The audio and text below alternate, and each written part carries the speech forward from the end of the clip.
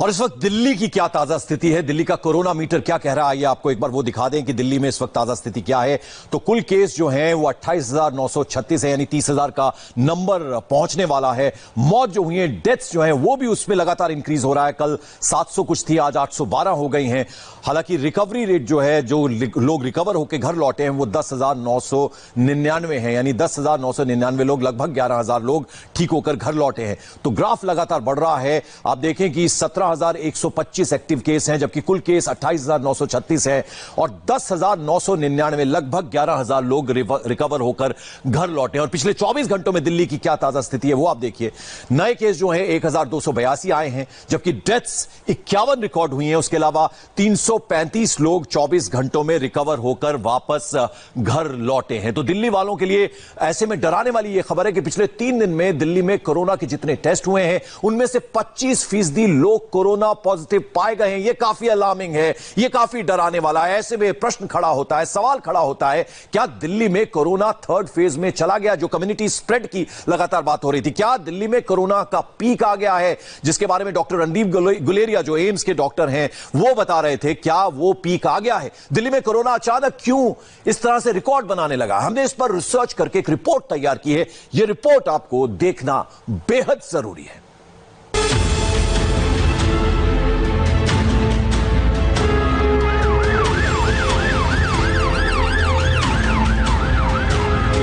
देश अनलॉक हो गया, जिंदगी को रफ्तार मिल गई।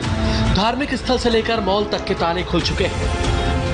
रेस्टोरेंट से लेकर दिल्ली के बॉर्डर भी आज से खुल गए। इसके साथ ही दिल्ली में कोरोना की डेडली रफ्तार भी हर घंटे बढ़ती जा रही है। अब राजधानी में कोरोना मरीजों का आंकड़ा 29,000 के करीब पहुंच चुका है। दिल्ली के आंकड़े बेहद डराने वाले हैं। पिछले 24 घंटे में दिल्ली में 5,042 लोगों के कोरोना टेस्ट हुए, जिनमें से 1,282 लोग पॉजिटिव पाए गए। यानी जितने लोगों का टेस्ट हुआ, उनमें से 25.42% लोग पॉजिटिव मिले। दिल्ली में रहने वालों की जान खतरे में है। ऐसा लग रहा है दिल्ली में कोरोना अपने पीक की तरफ बढ़ रहा है। एक हफ्ते में कोरोना के 9,092 केस आ चुके हैं। जून के महीने में हर दिन 1,000 से ज्यादा नए कोरोना केस आए हैं। 1 जून को 990, 2 जून को 1,298, 3 जून को सबसे ज्यादा 1,513 केस, 4 जून को 1,359, 5 जून को 1,330, 6 जून को 1,320 और 7 जून को 1,282 नए केस दर्ज किए गए हैं। दिल्ली में कुल 28,936 28,936 केसेस थे कल, जिसमें जो ऐड हुए थे 1,282 ऐड हुए थे। जो अभी एक्टिव केस हैं, जो कि अभी रिकवरी नहीं हुई है, वो है 17,125। 10,999 लोग रिकवर हो चुके हैं, बिल्कुल ठीक हो चुके हैं। और अभी तक दिल्ली में 812 डेथ हो चुकी हैं। दिल्ली के अंदर कोरोना काफ़ी लेवल पर बढ़ चुका है और आप देख रहे हैं पिछले कुछ दिनों से 1,000 से भी ज़्यादा केस प्रतिदिन आ रहे हैं। 1,200, 1,400, 1,500 केसेज आ रहे हैं। तो दिल्ली के लोगों को इलाज कराने के लिए जगह की आवश्यकता है। किसी दिन 1,000, किसी दिन 1,200, किसी दिन 1,300 तो किसी दिन 1,500 तक नए केस डिटेक्ट हो रहे हैं। अब दिल्ली में कोरोना मरीजों का आंकड़ा 29,000 के करीब पहुंच चुका है। दिल्ली में कोरोना मरीजों की संख्या 28,936 पहुंच चुकी है, जबकि दिल्ली में कोरोना की वजह से हुई मौत का आंकड़ा 812 पहुंच गया है। बीते 24 घंटे में 1,282 लोग कोरोना से संक्रमित हुए। सबसे चौंकाने वाली बात यह है कि दिल्ली में कोरोना ने फिर से एक दिन में 51 लोगों को अपना शिकार बना लिया। ये वो सच्चाई है जो दिख रही है, ये वो सच है जो सिस्टम दिखा रहा है, लेकिन मौत का जो खौफ नहीं दिख रहा है वो आज हम आपको दिखाते हैं। दिल्ली में आजकल जितने लोगों का कोरोना टेस्ट हो रहा है, उनमें पॉजिटिव केस की संख्या खतरनाक लेवल तक पहुंच रही है। इंडिया टीवी ने पिछले 7 दिनों के सरकारी आंकड़ों की गहराई से तहकीकात की और जो हकीकत नजर आई वो बेहद डराने वाली है। 1 जून को टेस्ट किए गए महज 4,750, इनमें से पॉजिटिव पाए गए 990, यानी 20.8% लोग कोरोना पॉजिटिव निकले। तारीख 2 जून टेस्ट किए गए 6,070 और पॉजिटिव निकले 1,295, यानी 21.33% केस पॉजिटिव।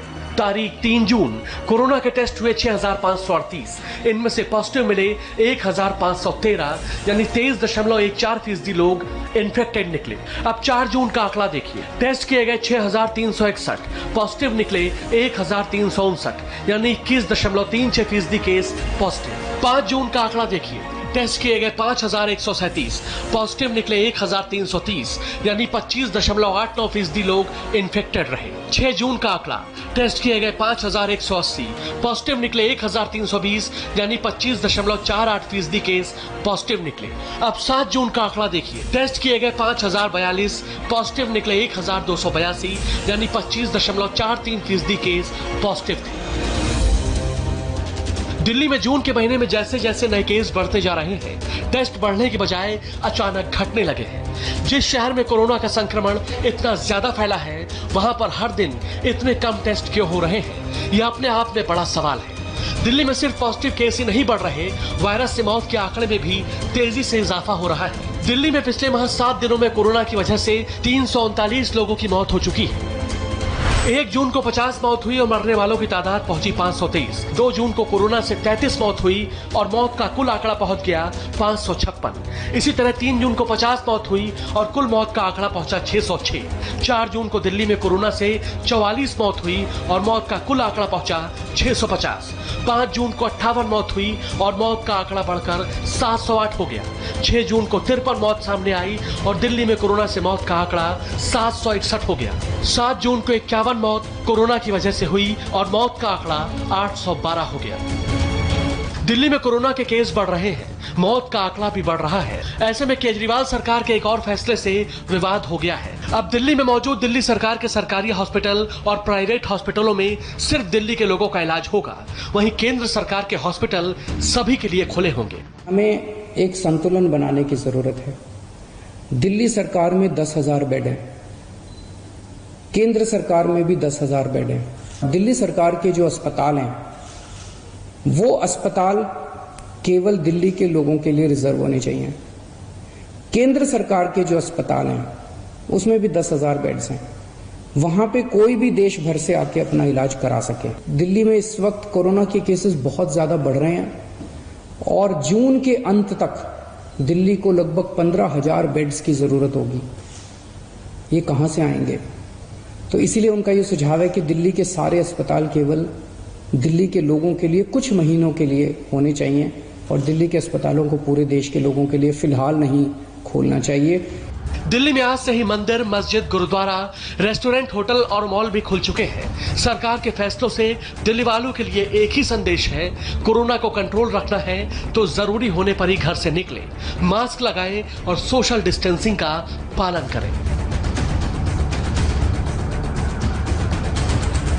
दिल्ली सरकार के तमाम दावों के बीच अस्पताल की लापरवाही का एक और केस सामने आया है। पूर्व सांसद शाहिद सिद्दीकी की भतीजी की कोरोना से मौत हो गई।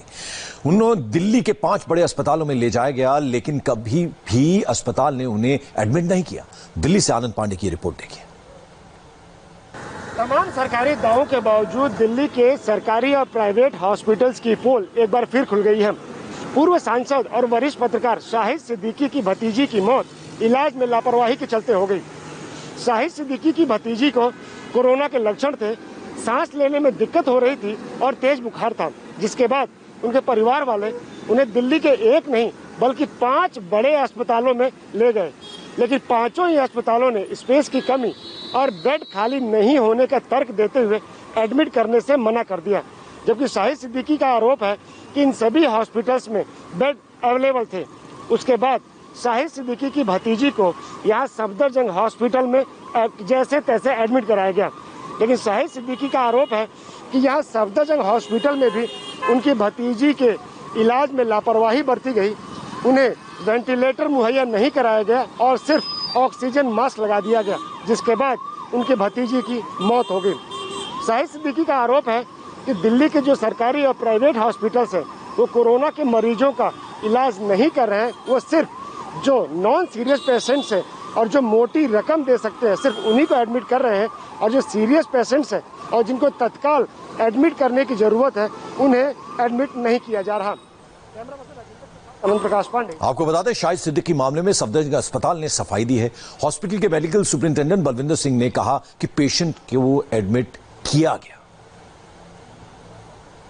ये जो शाहिद सिद्दीकी जी बता रहे हैं कि उनकी भतीजी आई थी ऐसे सफदरजंग हॉस्पिटल में और उसको कोई इलाज नहीं किया गया, एक्चुअली में ऐसा नहीं है। देखिए, आप थोड़ा समझने की कोशिश करिएगा। ये पहले इनकी भतीजी को लेके गए थे 3-4 हॉस्पिटल्स में, प्राइवेट हॉस्पिटल्स में लेके गए, 2 हॉस्पिटल में गए, 4 हॉस्पिटल्स में जाने के बाद देखिए किसी भी हॉस्पिटल ने इस पेशेंट को एडमिट नहीं किया।